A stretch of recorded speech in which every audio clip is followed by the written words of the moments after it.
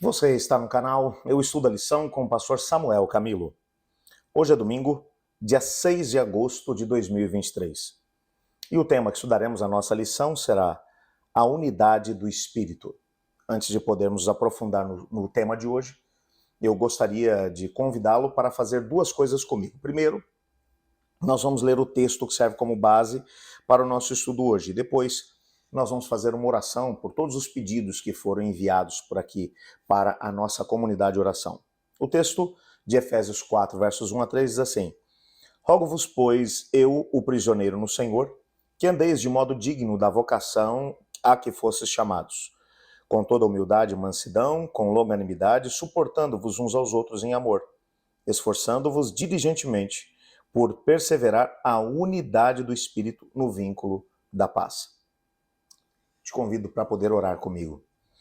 Pai do céu, obrigado porque a tua palavra nos exorta a vivermos em unidade.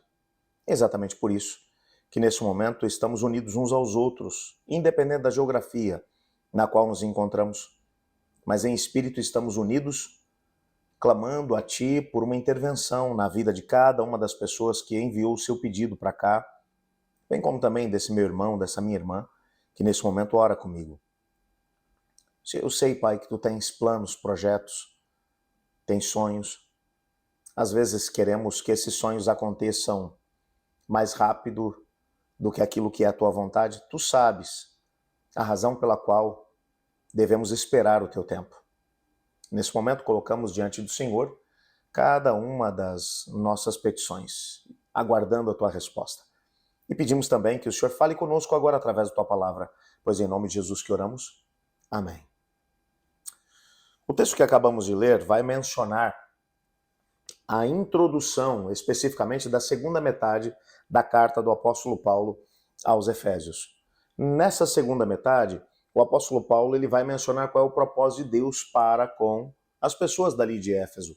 E é claro que se é uma carta que foi inspirada pelo Espírito de Deus e que tem aqui princípios que são considerados como que universais, ou seja, princípios que se aplicaram à igreja na época dos Efésios, mas ao mesmo tempo que se aplicaram aos demais crentes que estavam naquela região.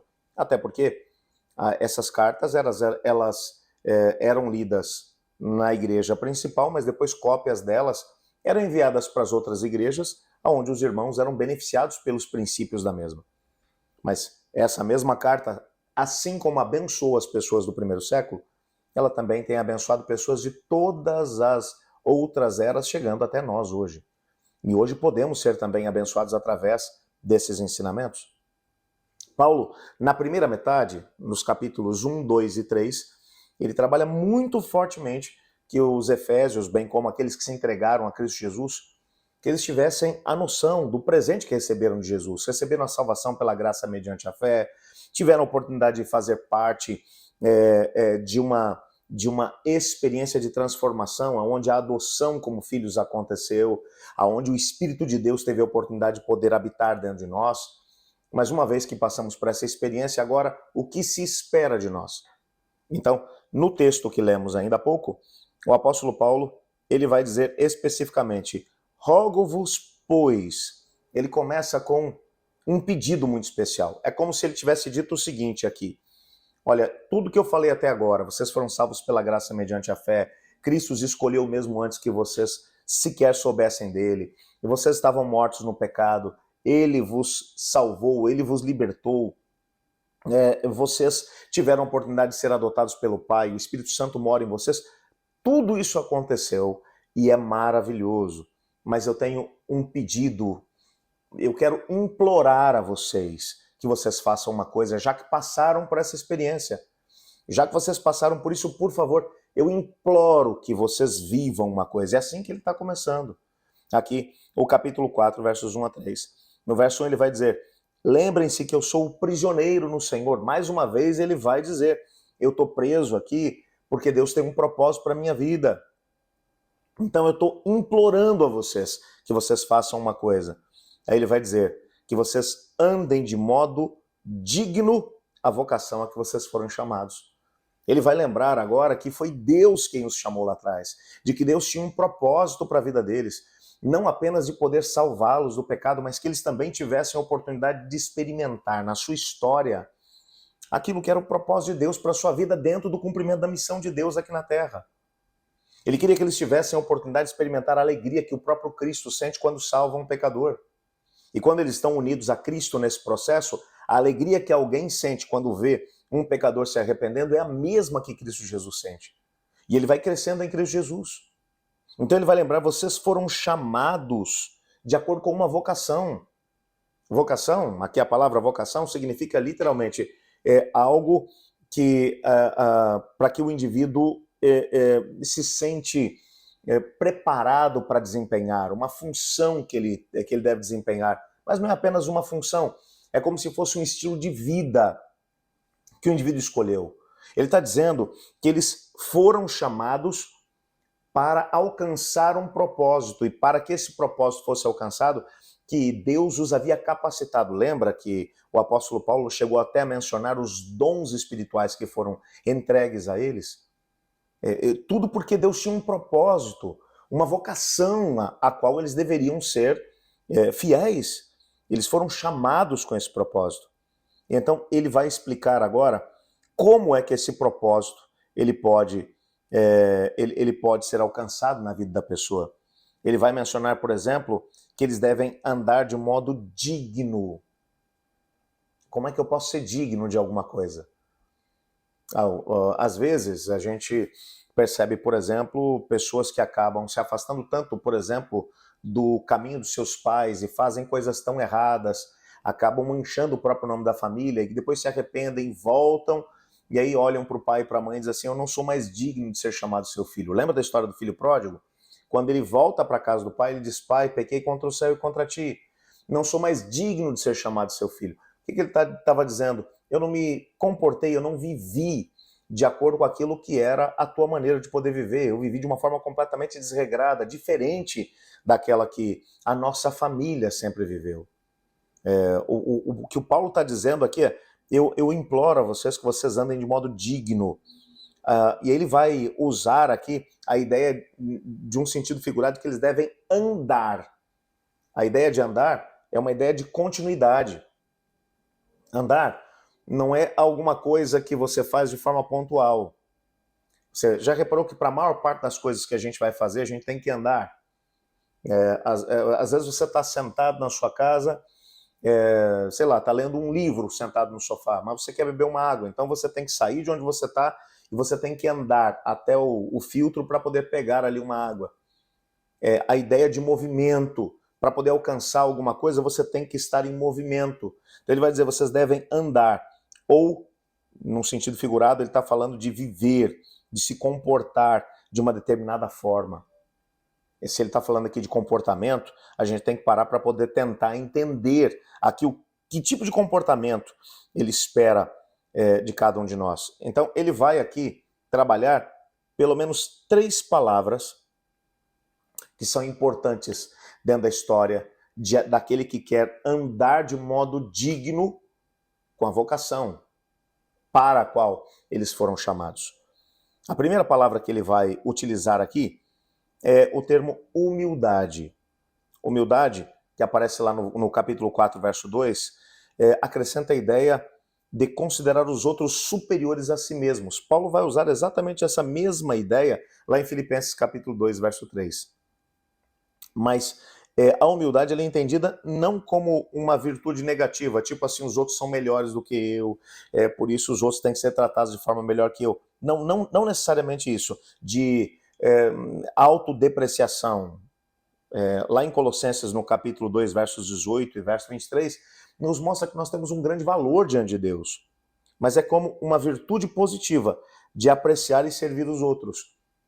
Mais ou menos assim, se eu fui salvo pela graça mediante a fé, se Deus o Pai me adotou como filho, se Deus o Pai colocou o Espírito Santo vivendo dentro de mim, eu agora preciso entender que eu fui chamado com um propósito. E nesse propósito eu preciso influenciar o outro, porque eu sou importante para Deus, mas o meu irmão, minha irmã, que talvez ainda não saiba dessa boa notícia, ela também é importante para Deus. Então eu olho para aquele outro e digo assim, o outro é tão importante para Deus quanto eu mesmo sou.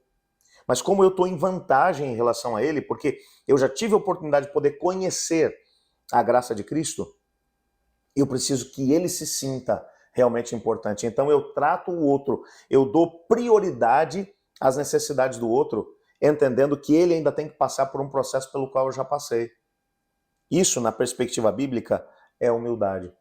É você tratar o outro, é você lidar com o outro como se os interesses do outro fossem mais importantes do que o seu. Então você gasta tempo, você gasta recursos, você gasta talento. Olha para a missão do próprio Paulo. Paulo havia colocado seus próprios interesses em segundo plano quando ele se permitiu ficar preso, porque ele sabia que é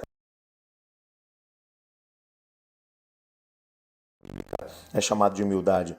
Mas a segunda palavra que aparece ali é a palavra mansidão, que é, na verdade, uma qualidade de não ser excessivamente impressionado com o senso da importância própria, mas também significa cortesia, consideração, gentileza. Mansidão, portanto, é a capacidade que o indivíduo tem de não se impressionar muito consigo mesmo.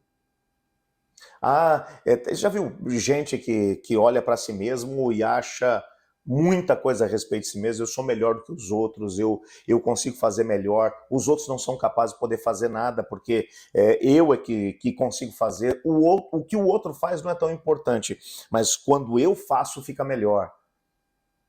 Uma pessoa que vive assim não é uma pessoa que possui mansidão.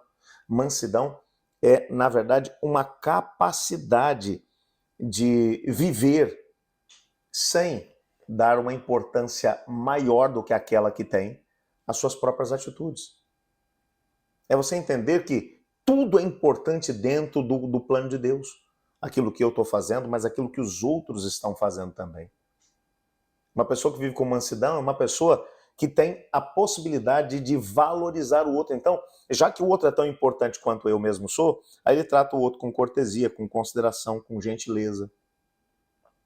Toda vez que eu sou ríspido com alguém, eu estou dizendo que aquela pessoa não sabe o que está fazendo e que eu sei mais do que ela. Eu estou dizendo que o sentimento do outro não é tão importante quanto o meu sentimento. Cada vez que eu deixo de agir com cortesia em relação ao outro, eu estou dizendo que o outro não é tão importante, que eu e os meus interesses são mais importantes do que o outro. Quando eu não dou consideração, ou quando eu não ajo com consideração com o outro, eu estou dizendo que o outro não é tão importante, que eu sou mais importante que ele. Portanto, agir com mansidão significa que eu vou me importar realmente com o outro. Então, junta aqui os dois conceitos. O primeiro conceito, que é o conceito de humildade, é entender que, olha, se eu quero influenciar o outro, então eu preciso dar importância para o outro, ok? Mas se eu também, além de humilde, eu quero ser manso ou ter a mansidão, então eu preciso entender que eu não sou mais importante do que o outro. Com humildade, eu valorizo mais o outro, o interesse do outro, do que o meu próprio interesse, porque eu entendo que estou em missão junto com Deus. Então, para alcançar os outros, eu coloco os meus interesses em segundo plano. Com mansidão, eu vou fazer tudo o que eu posso para agir com cortesia, com consideração, com gentileza, entendendo que eu não sou mais importante do que o outro. E, finalmente, o último termo que vai aparecer é o termo longanimidade, que é a qualidade de quem é capaz de suportar provações e dificuldades. Às vezes, quando a gente entende que a gente foi chamado por um propósito maior, quando nós estabelecemos na nossa vida uma importância em relação à coletividade, aquilo que Deus espera que nós sejamos capazes de poder fazer em relação àqueles que estão à nossa volta, entendendo que nós somos o corpo de Cristo, nós somos a igreja, e como igreja a gente tem que se importar com todos, alcançar a missão de Deus, porque Deus quer salvar todas as pessoas, e a gente decide que vai agir com humildade, com mansidão, com a longanimidade. Ela me leva a entender que não importa quão difícil seja para conseguir alcançar o outro. Não importa quão difícil seja para poder viver aquilo que é o plano de Deus na minha vida. eu suporto seja o que for, com paciência, com perseverança, entendendo que a única forma de poder alcançar o meu lugar dentro da missão de Deus é me submetendo à vontade dele. É um desafio viver essas 3 palavras? E como? Humildade, mansidão e longanimidade. Esses atributos, eles nos foram dados com um propósito. É para unir o povo de Deus. Imagina se todas as pessoas que se dizem cristãs se permitissem viver tendo como base a humildade, a mansidão e a longanimidade. Quão diferente seria, talvez, dentro da nossa própria congregação, o trato de uns para com os outros. Como seria diferente dentro dos lares, o espírito que reinaria, dentro dos locais onde trabalhamos, com as pessoas com quem nós entramos em contato, para podermos viver os princípios dessas 3 palavras, humildade, mansidão, longanimidade. Nós precisamos ter o Espírito de Deus dentro de nós. Só Ele é capaz de fazer com que tenhamos a força moral para poder viver esses princípios. Deus te abençoe, que Deus te guarde. Peça ao Espírito Santo agora para que te ajude a viver nesse dia com humildade, mansidão e longanimidade. Eu estudo a lição. E você?